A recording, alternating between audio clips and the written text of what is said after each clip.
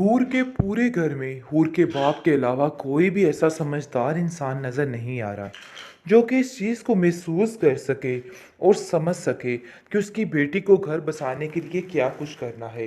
तैमूर की बातें किसी हद तक ठीक भी हैं। वो हूर को बचाना चाहता है और दानी से दूर रखना चाहता है, क्योंकि दानी ने पास्ट में जो कुछ भी किया है ये चीज़ें ही काफ़ी हैं इस चीज़ को जांचने के लिए। लेकिन हूर और उसके घर वाले सवाए उसके बाप के कोई इस बात को मानने को तैयार ही नहीं, और इनको ऐसा लग रहा है कि जैसा सब ही झूठ है सवाए के, दानी के या फिर उसकी माँ के। लेकिन जी आप देखेंगे कि उसका बाप हूर को समझाता है कि मुझे तुमसे इस बेवकूफ़ी की उम्मीद नहीं थी, मुझे नहीं लगता था कि तुम ये सब कुछ करोगी। जिस पर वो कहती है कि मैं अपने भाई के प्यार में कुछ भी कर सकती हूँ, इसलिए ये बात मुझसे मत करिएगा कि अब उसके बारे में अब कोई भी बात करें। जिसको सुनकर शदीद गुस्से में आ जाता है हूर का बाप और कहता है, कभी तुमने उन लोगों की तरफ देखा है कितने चाव और कितने मान के साथ वो लोग तुमको रखते हैं, लेकिन पता नहीं क्यों तुम्हारे दिमाग में सवाए दानी के अलावा और कोई भी नहीं सूझता है। और वैसे भी तुम्हारी माँ ने आज तक तुम्हें अच्छे तरीके से परवरिश तो की नहीं जो तुम्हें समझ आएगी कि तुम्हें क्या करना है और क्या नहीं करना। जी बहुत ज़्यादा परेशानी बन चुकी है सबके लिए, और कुछ समझ नहीं आ पा रही कि आखिर ये क्या मसला है, कहाँ को जाएगा और क्या होगा। लेकिन क्या किया जा सकता है, क्योंकि अब तो तैमूर भी सच्ची में हर चीज़ को भूल चुका है। और वो कहता है कि मुझे किसी चीज़ से कोई फ़र्क नहीं पड़ता, चाहे जो मर्ज़ी हो जाए, क्योंकि वो जान चुका है कि हूर को भी इन सब चीज़ों से कोई लेना देना नहीं। आज माफ़ी मांगेगी तो कल फिर से वही हाल होगा, जिसकी वजह से वो काफ़ी ज़्यादा परेशान है। और कहता है कि मुझे तो समझ नहीं आ रही कि आखिर मैं क्या करूं, ये सारा कुछ कब ठीक होगा और कैसे ठीक होगा। इन सब चीज़ों को समझना मेरे लिए बहुत मुश्किल होता जा रहा है। लेकिन जी आप देखेंगे कि हूर की बेवकूफ़ी की वजह से वाकई में सब कुछ ख़राब हो चुका है और कुछ भी ठीक बाकी नहीं काफ़ी रहा। मुश्किल हो जाएगी। ऐसा ना हो वो फिर से बागी होके यहाँ से चला जाए और फिर किसी गलत काम में लग जाए। वारिस का इस तरह का गुस्सा करना बहुत ज़्यादा इसके लिए परेशानी का बायस बन गया है, क्योंकि उसका बाप सारा इल्ज़ाम अब दानी पे डाल रहा है और कह रहा है कि दानी तुम्हारी वजह से ये सब कुछ हुआ है। तुम जानते तो थे तैमूर तुमसे काफ़ी ज़्यादा चिढ़ खा रहा है, लेकिन उसके बावजूद उसके घर जाने का क्या फ़ायदा था? तुम्हें उधर नहीं जाना चाहिए था। इन बातों को समझने की कोशिश करो।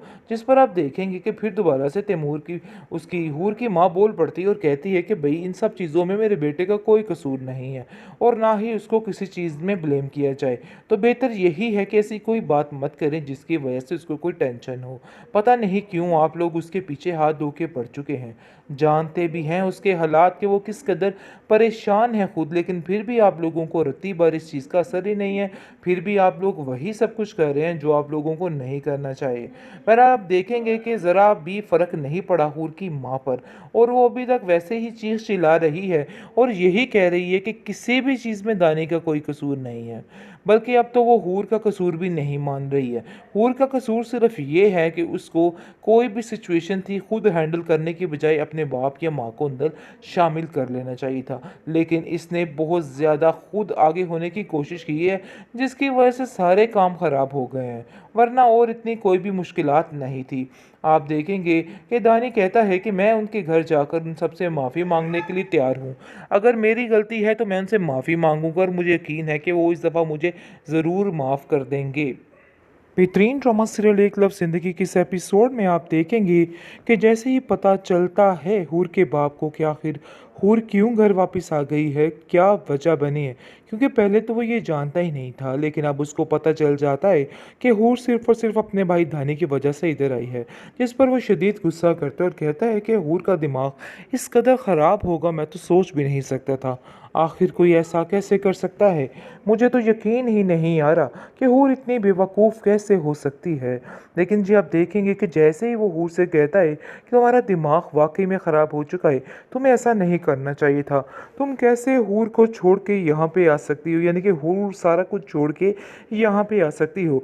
जिसको सुनकर वो कहती है कि इसमें मेरा कोई कसूर नहीं है, मैंने कुछ भी गलत नहीं किया, मैंने तो सिर्फ सच्चाई का साथ दिया और दानी को बचाने की कोशिश की, क्योंकि तैमूर उस पर हाथ उठाना शुरू हो चुका था, जिसकी वजह से पहले ही वो इतनी तकलीफ में था, तो मज़ीद उसको तकलीफ नहीं दी जा सकती थी और कोई वजह नहीं थी। सिर्फ और सिर्फ ये सारा यानी कि अजीब ही तमाशा हो गया है। बहरहाल आप देखेंगे कि दूसरी तरफ तैमूर की माँ काफ़ी हैरान और परेशान है और कहती है कि आखिर तैमूर के बाप साहब आप क्या जानते हैं कि ये सब कुछ क्या हो रहा है, क्या तमाशा है। असल में ये तैमूर चाहता क्या है, मुझे तो खुद कुछ समझ नहीं आ रही। माना कि हमें उस घर में अब नहीं कोई ताल्लुक वास्ता रखना, फिर इस चीज़ का खुला ऐलान करे, जिस पर वो उसका बाप कहता है कि नहीं तैमूर ऐसा नहीं चाहता, ये सिर्फ और सिर्फ वक्ती गुस्सा है जिसकी वजह से ये सब कुछ हो रहा है। तुम नहीं जानती हो कि वो कभी भी ऐसा नहीं कर सकता है, इसलिए इन बातों को लेके बिल्कुल परेशान होने की ज़रूरत नहीं है। मुझे इस चीज़ का पूरा पूरा यकीन है कि दानी के साथ जैसे ही उसके हालात सेट होंगे सब ठीक हो जाएगा।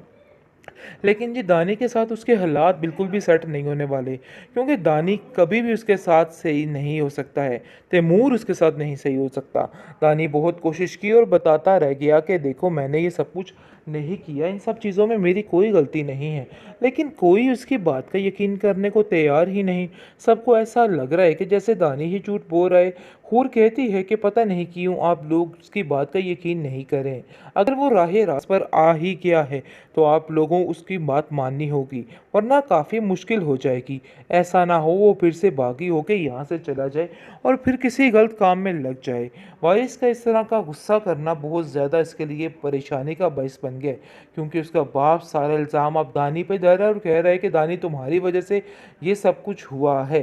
तुम जानते तो थे तैमूर तुमसे काफ़ी ज़्यादा चिढ़ खा रहा है, लेकिन उसके बावजूद उसके घर जाने का क्या फ़ायदा था, तुम्हें उधर नहीं जाना चाहिए था।